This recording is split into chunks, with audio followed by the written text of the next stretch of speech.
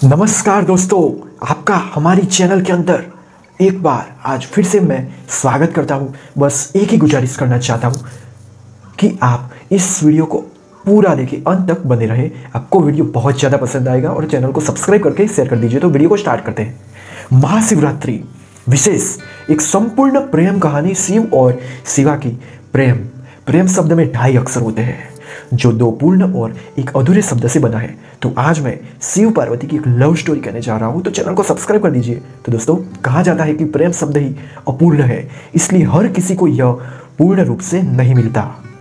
क्या बोला मैं? पूर्ण रूप से नहीं मिलता। परंतु शिव जी और पार्वती जी की प्रेम कहानी अनेक कष्टों के पश्चात ही सही पर पूर्णता प्राप्त प्रेम का प्रमाण है। चाहे इस प्रेम को संपूर्ण होने में युग युगांतर लगे हो, इस प्रीत में पार्वती जी का कठोर तप तो शिव जी की सदियों की प्रतीक्षा समाहित है। तो आइए दोस्तों, इस कहानी का लाभ उठाते हैं। तो वीडियो को पूरा अंत तक देखिएगा। इन दोनों जितने अद्भुत जीवन साथी आज तक कोई नहीं हुए और first love story in the world, Shiva Parvati. तो दोस्तों, तीनों लोगों के स्वामी होकर भी शिव जी के पास ना स्वयं की धरा ना ही स्वयं का आकाश रहा। बस प्रकृति की गोद में बसा कैलाश पर्वत ही उनका निवास स्थान हुआ। और दूसरी ओर पार्वती जी हर जन्म में राजकुमारी या बड़े घर की कन्या हुई। जी हाँ दोस्तों, राजकुमारी जी। फिर भी उन्होंने अपने जीवन में शिव जी से अधिक किसी भी चाह कभी नहीं की, किसी की भी चाह कभी नहीं की। तो शिव जी सकल सृष्टि के स्वामी, परंतु अज्ञानियों की दृष्टि में एक अघोरी से ज्यादा कुछ नहीं है। और उस दिव्य स्वरूपा देवी ने शिव जी को जो पूर्णता दी है ना, उससे वे देवों के देव महादेव बन गए।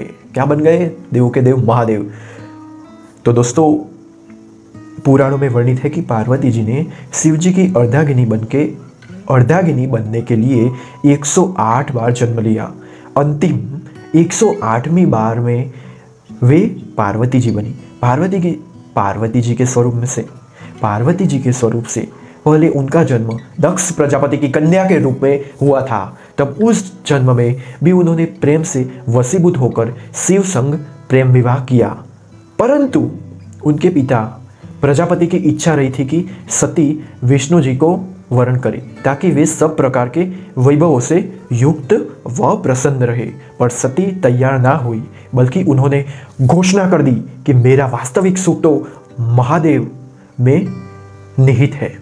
सती रूप में शिव जी की भक्ति की और दृढ़ता से उन्हें पति के रूप में पाया। तो इसी बात से दक्ष प्रजापति शिव जी के विरोधी बन गए और अपना सबसे बड़ा शत्रु अपने ही जमाता अर्थात शिव जी को मान लिया। दोस्तों, आपने देवों के देव महादेव सीरियल जरूर देखा है। जिन लोगों ने देखा है वो अवश्य देखिए, और जिन्होंने देख लिया है वो मुझे कमेंट कर जरूर बताना, ठीक है। मेरी इंस्टा आईडी आपको दिख रही होगी, JD_पांड्या। मुझे फॉलो करके मैसेज कीजिए। तो वीडियो में आगे बढ़ते हैं। तो दोस्तों, शिव जी को तुच्छ दर्शाने के लिए दक्ष ने एक महायज्ञ आयोजन किया। महायज्ञ जिसमें सभी देवी देवता, यक्ष, किन्नर, साधु, संत, ऋषि मुनियों को बुलाया गया था, बस स्वयं की पुत्री और जमाता को छोड़कर। इस यज्ञ में जाने हेतु पार्वती जी ने शिव जी को समझाया कि आमंत्रित तो परायों को किया जाता है, अपनों को नहीं। और वे वहां बिन बुलाए पहुंची तो उन्हें बहुत ज्यादा अपमानित होना पड़ा। उन्हें शिव जी की बात ना मानकर गलती हो जाने का भान हुआ, और जब उन्होंने शिव जी के प्रति अपमानजनक शब्द सुने तो वे यज्ञ के अग्निकुंड में कूद गई।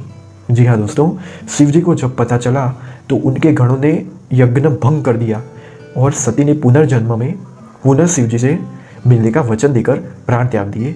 आपने गिरी बापू की कथा शिव पुराण में पढ़ाई होगा, तो आपने ये सब नहीं देखा तो आप ये सब जानिए फ्रेंड्स, प्लीज़, ठीक है। तो शिव जी माता सती का मृत शरीर लिए विकसित से घूमते रहे।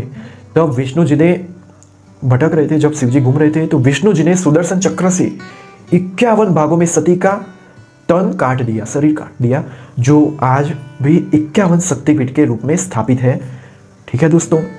वर्षों वर्ष शिव जी का वियोग कम नहीं हुआ, बल्कि उनका क्रोध बढ़ता ही गया। वे संसार से विरक्त हो गए।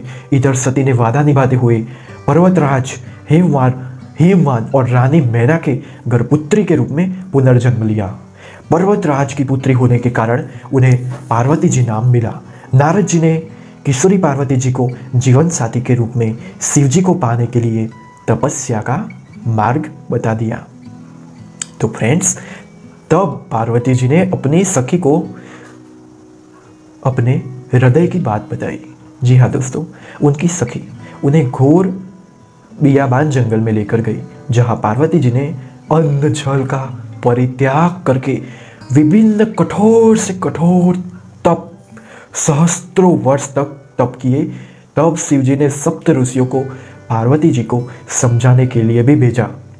स्वयं भी वटु वेश में समझाने पहुंचे थे, परंतु शिव जी ने भी पार्वती जी दृढ़ संकल्प के आगे हार स्वीकार कर ली और वे पार्वती जी संग परिणय सूत्र में बंधने का वचन दे बैठे। इस वचन को शिव जी ने फाल्गुन मास कृष्ण पक्ष की चतुर्दशी अर्थात शिवरात्रि पर पूर्ण किया। शिव और शिवा का महामिलन शिवरात्रि को हुआ, इसलिए यह दिन महाशिवरात्रि बन गया। और दूसरी भी लव स्टोरी है, ठीक है, तो आपको अच्छी लगी हो तो मैं दूसरे वीडियो में बताऊंगा। तो वो दिन बन गया महाशिवरात्रि। कितनी कठिनाइयों को सहन करते हुए महलों की राजकुमारी पार्वती जी पर्वतवासिनी बन गई। मैं भोला पर्वत का सॉन्ग सुना ना। पार्वती जी ने एक बार अपने लिए घर की इच्छा भी की, तब शिव जी ने उन्हें लंका बनाकर भी दी थी। तब वास्तुप्रिय रावण, जो दक्षिणा में शिव जी को पाने की इच्छा में पूजन करने आया था, पार्वती जी ने सोने की लंका उसे ही भेंट कर दी, परंतु शिव जी को रावण के साथ जाने नहीं दिया। पार्वती जी ने किसी भी जन्म में भोले भंडारी के प्रेम के अतिरिक्त कोई धन वैभव नहीं चाहा।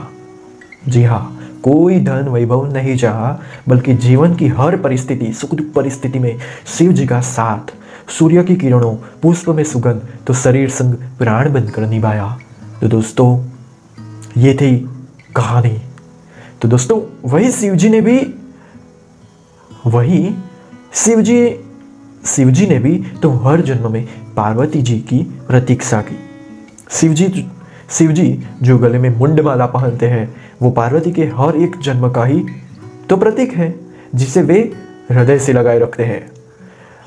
वास्तव में पार्वती जी अनेकों कठिनाइयां सही, तो शिव जी ने भी अथाय वियोग सहा, जिसे सभी कुछ सरलता से प्राप्त हो जाए, उनका जीवन कभी पूजनीय नहीं बनता।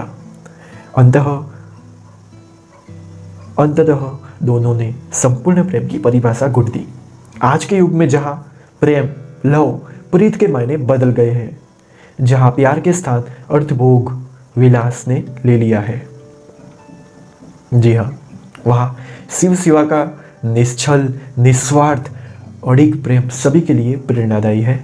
तभी तो आज भी भक्तगण सदियों बाद भी इस संपूर्ण हुए प्रेम के दिवस को महाशिवरात्रि के रूप में विशेष उल्लास और उमंग, खुश रहकर उल्लास, उमंग, ऊर्जा से मंदिर, घर, पंडालों में पूजन व्रत करते हुए रात्रि जागरण के साथ मनाते हैं और महादेव जी की भक्ति में मग्न हो जाते हैं। पूरी नाइट पूजा करते हैं महादेव की।